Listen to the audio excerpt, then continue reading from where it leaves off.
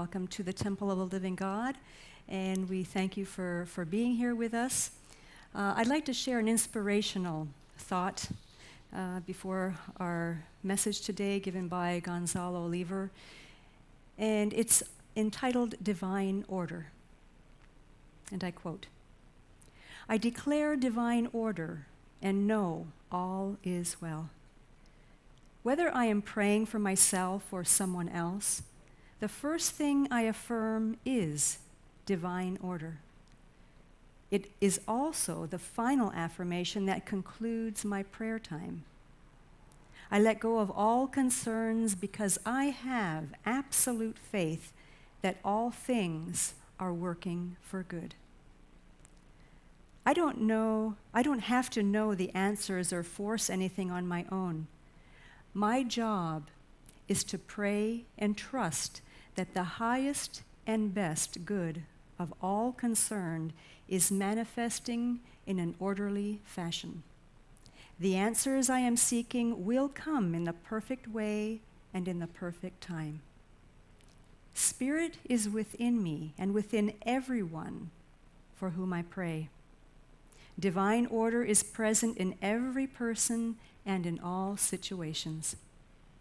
I am at peace with what is and what will be, knowing divine order is unfolding."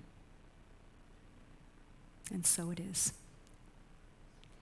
And let us now enjoy music by Carol Mitchell and Alex Garrido.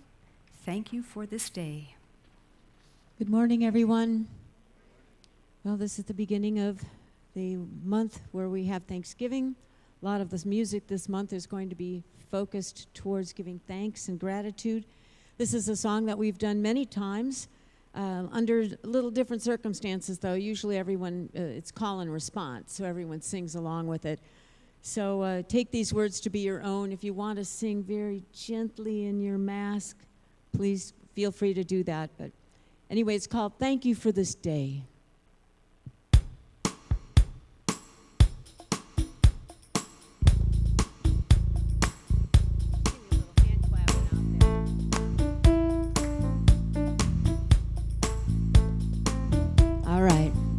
Here we go. Thank you for this day, Spirit, thank you for this day. Thank you for this day, Spirit, thank you for this day. This healing, this healing, this healing day. This healing, this healing, this healing day. Thank you for this day, Spirit, thank you for this day. Thank you for this day, Spirit, thank you for this day. This healing, this healing, this healing day. This healing, this healing, this healing day. Thank you for my friends, Spirit, thank you for my friends. Thank you for my friends, Spirit, thank you for my friends. My wonderful, my wonderful, my wonderful friends. My wonderful, my wonderful, my wonderful friends. Thank you for my life, Spirit, thank you for my life. Thank you for my life, Spirit, thank you for my life. My glorious, my glorious, my glorious life. My glorious, my glorious, my glorious life. Thank you for my wealth, Spirit, thank you for my wealth. Thank you for my wealth, Spirit, thank you for my wealth. My opulent, my opulent, my opulent wealth. My opulent, my opulent, my opulent wealth. Thank you for this day, Spirit, thank you for this day.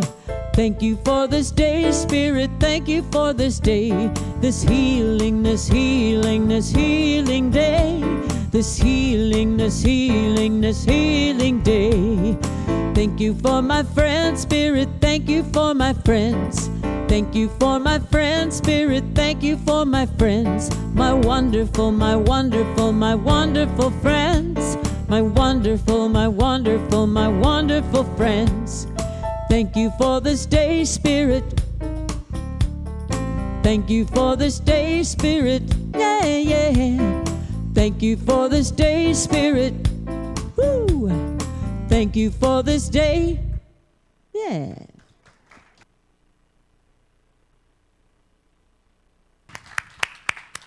Thank you, Carol. Thank you, Alex. Appreciate that. Lovely. Good morning. Good morning, morning. And I will second what Reverend Zemke mentioned about the election and new leadership. As I was commenting to Karmene a little while ago, for people on either side of that political choice,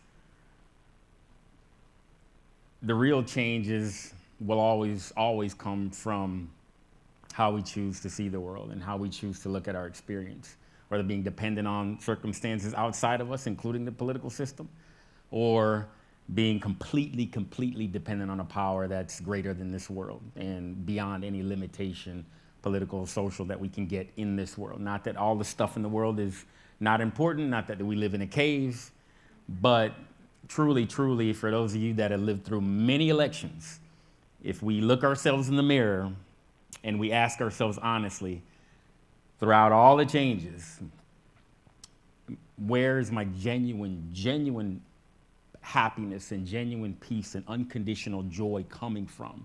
The answer truly never changes, regardless of who's in office. So we appreciate the experiences, as difficult as they may have been for the last several months, because it uncovered a lot of our false belief systems. We appreciate even the difficult, seemingly intensely conflicted times that we've experienced, because they've exposed a lot of false beliefs that we closeted. So that is the greater work for us, regardless of your political interest, because that work will never go away. And that is truly where our experience lies. So I leave you with that on the journey.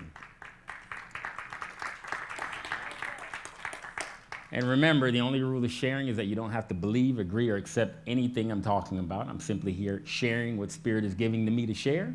I never really plan ahead of time what I'm going to share. When I step up here, I trust it will be given. So thank you for joining us in this sharing.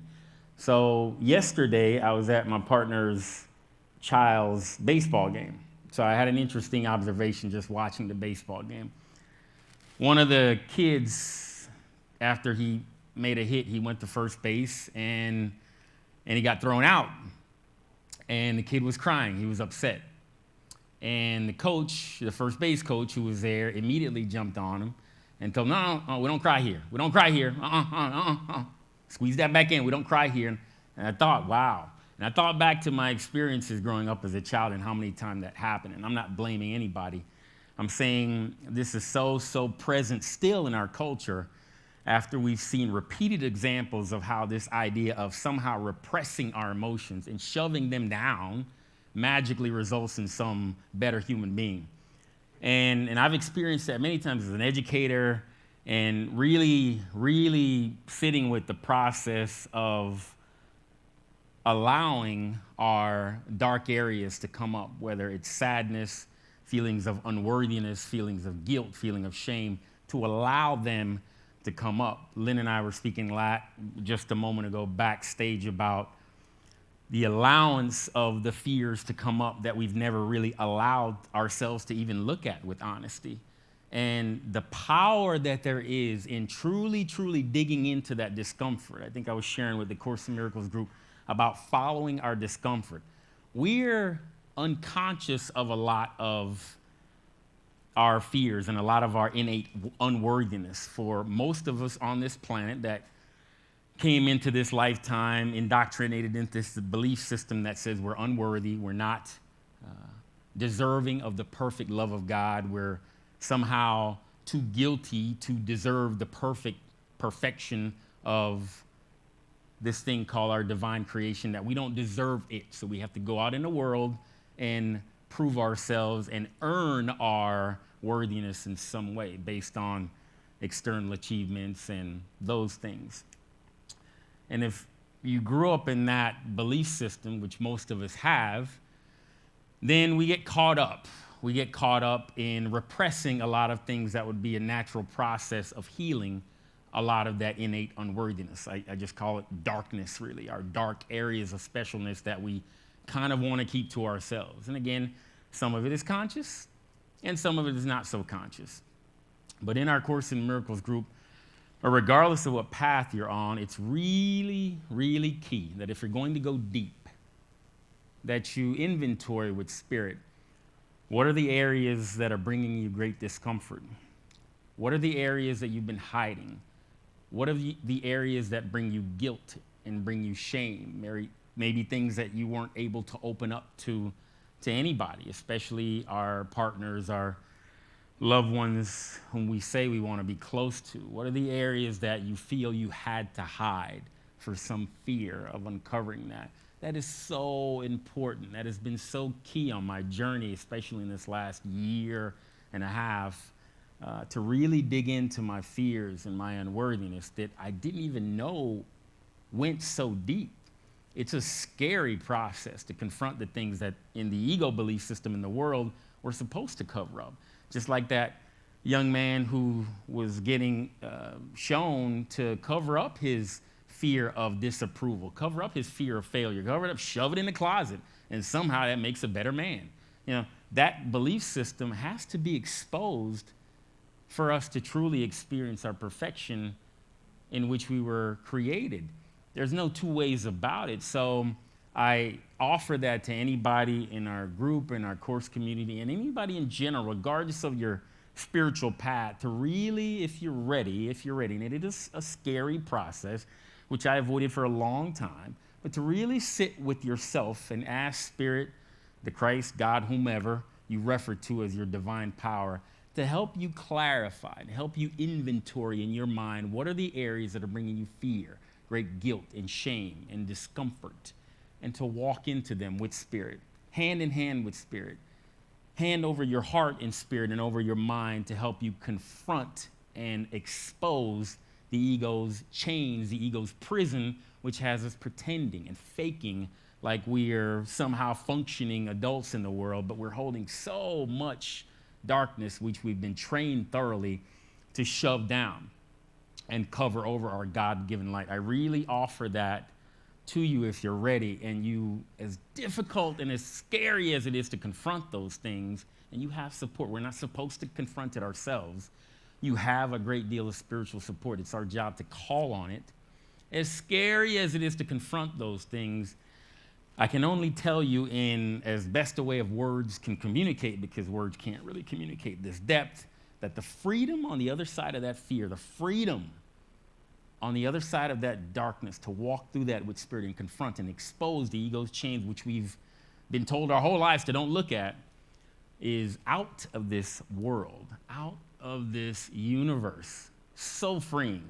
We talk a lot about freedom and waving the flag about freedom, but yet we attack others who express their freedom of differences. We condemn others who express their freedom of differences of opinion, but we say we want freedom here. We can't truly find freedom in condemnation.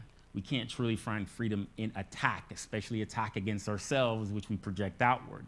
So I offer that to you if you're ready to go inward and listen to the call from the voice of God that says you are so much greater and so much more deserving of perfect happiness, but your work here is to uncover it. And that's what we're being called to do in a very clear way.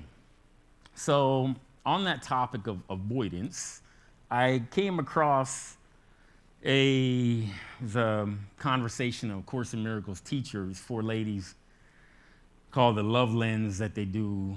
And they discussed about the topic of racism within the Course in Miracles community. And it was interesting because that's one topic that, as long as I've been around course groups, that most course groups that I've been around have kind of danced around and not really wanted to talk about racism or prejudice or hatred, really of any kind, in depth, not just to talk about it, to complain about it, but I'm talking about uncovering it, exposing the core beliefs that has us believing that we're different based on our external differences, that we're somehow our value as a being is different based on our external differences. There's a great deal of avoidance when it comes to that topic within the course and in general, because it makes us uncomfortable to entertain the idea that, speaking of cover-up, that we're somehow harboring prejudiced or racist thoughts against other brothers and sisters. It makes us uncomfortable. Why? Because we've never really been taught to expose those belief systems. We've never been taught that it was okay to express that we've accumulated some false belief. And to express that, yes, I learned some racist or prejudiced beliefs along my journey, and it's okay to open up and expose those, however that looks for you, however you're comfortable doing so. Because, whether it's within a spiritual context or whether in general, again, most of the world has been taught, cover it up, shove it in the closet, and magically it's supposed to get better. And we know that that's not the truth at all. One of the things that one of the pastors in the group said, that in order to heal, you got to reveal. In order to heal, you got to reveal. She was a Unity pastor out of Atlanta, I believe, Pastor Yolanda. And so telling in that statement, everything that we're sharing about going into the darkness and really looking at those areas that bring us great discomfort. And racism is one big one because of the history in our country.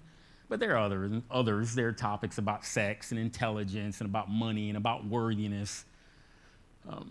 All these ideas that within ourselves we've been afraid of going into. And so within your spiritual journey, having to reveal that doesn't have to be in a group setting, because that's not for everybody. It wasn't for me for a long time. But however it looks for you, we're being called very strongly to go into those false, dark areas that has us believing that we're not worthy of perfect happiness, has us fooled that somehow those cover-ups are somehow serving us in some way. But all the while, our perfect light of God is being shadowed over by the shadow of who we project outward, which is so far and away from our God-given truth. In order to heal, you got to reveal. And that is a very courageous, the most courageous spiritual practice that you could do to unleash your God-given perfection. Another thing that one of the other moderators, Kareem Zupko, said was avoidance holds pain in place. That avoiding dark areas of specialness, beliefs, things, it might be lies or habits and addictions that we have not wanted to look at, holds the pain in place. Again, so true, requiring great courage to go into that, but we don't do it ourselves. We can't do it ourselves. We have to call on Spirit to walk into that journey to help us expose those false beliefs about ourselves. And what greater purpose could we have walking this earth than exposing the God-given perfection that we are, and then be able to share that authentic self? What more better goal could we have? We talk about goals with young people, and whether it's sports and what they're supposed to do and achievements and striving. What better goal or purpose, waking up out of bed, could we have than uncovering the God-given perfection that we are, and to share that most authentic version with the world? It doesn't get any better than that. Not that living in the world is not important, but using the worldly experiences to remember takes on a whole different experience and feel here in the world. My buddy Phil Orth, who speaks at our Course in Miracles retreats, said that the Course's way is not the way of avoidance. Again, requiring an absolute requirement to go into depth with Holy Spirit, to look at the areas that are most hard to look at. I call it the caverns in our minds, where we still hold ourselves separate with separate problems, separate conflicts, special sufferings, special guilts, fears, and shames. And seeing that separation at that point in our minds requires deep, deep courage and deep inner honesty about what areas we're holding. And there's some things, again, that we're unconscious about, but other things we're conscious about, at least from the discomfort. Most of us are conscious about the discomfort, the feeling, and we might not know where it comes from, but we're conscious that there's an area, a zone that we've been avoiding because it feels uncomfortable, and that is precisely the way out. Our areas of most discomfort is our escape. That is the shortcut spiritually, but we have to go into it with Spirit and willing to be walked all the way through. That is the journey that awaits all of us. And the more deeply and more courageously we go into that, willingly to expose those ego cover-ups that we've held on to, the shorter our distance to our God-given perfection and freedom will be. That is the healing. That is the healing. So I leave you with that practice as we end the new year and end the old year and start the new one, old, new time, right? It's all lumped together now. But having a purpose of your higher truth, really, it sounds good, but it really is a discipline. It really is a courageous discipline. We live in this world as physical beings, but we're not limited to the circumstances and the external conditions in this world. We use them all. We use our relationships, we use our interactions for that one divine purpose of uncovering our God-given truth. Then our lives take on a whole new feel. So I encourage you to get in touch with your courageous, brave self that you've never lost, but we've covered over, and really plug into that and ask to be reinterpreted and re-identified as the perfection that you are. Because we've been told our whole lives that we're not perfect, that we're guilty, we should be ashamed, that we have to measure up in the world, and we bought into it, unfortunately. But it's never, ever, ever too late to reconnect with the truth that we never lost. So I appreciate you sharing. Acknowledge yourself for taking time to hear something that you might not hear in other places. So thank you.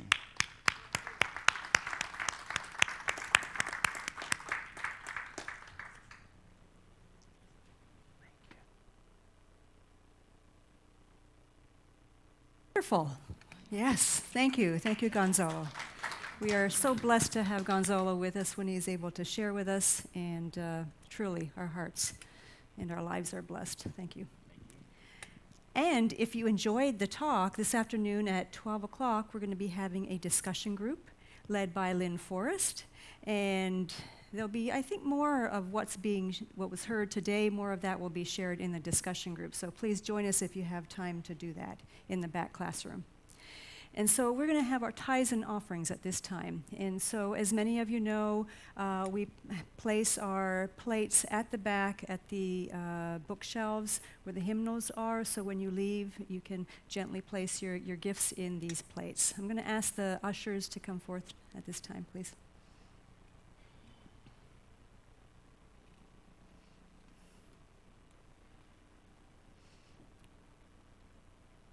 Let us pray. Divine love moving in and through each of us blesses and multiplies all that we have, all that we give, and all that we receive. And for this we are truly grateful. And so it is. Amen. And now let's enjoy our closing song by Carol Mitchell and Daniel Harris and Alex Garrido. Yes, we'd like to thank all the people that have joined us on Facebook and YouTube. We hope you enjoyed the program today, our service, our message, and the music. And we invite you to come here to the temple, spend a little time with us. Our song of the month is one that we've done a number of times. It's called I Am So Blessed. So take these words to be your own or sing softly.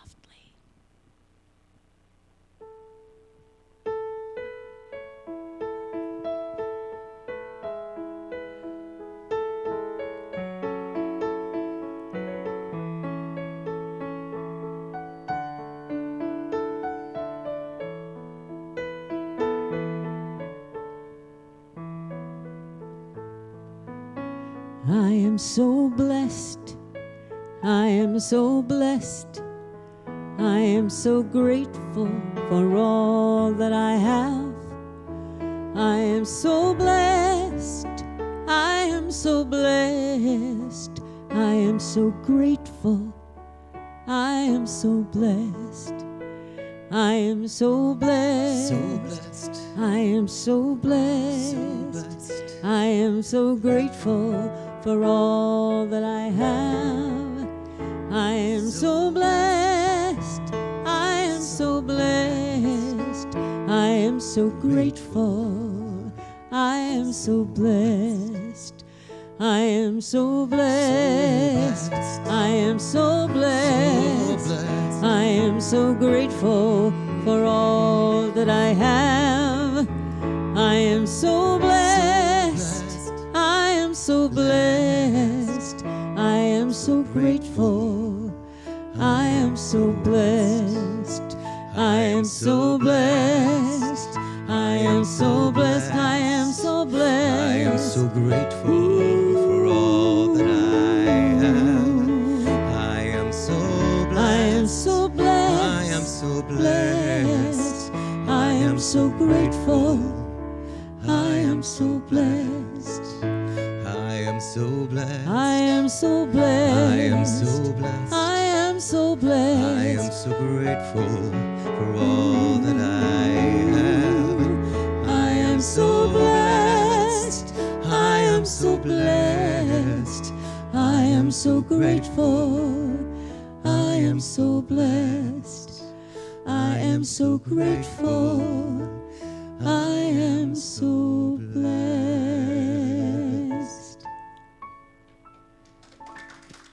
Enjoy the rest of your day, folks.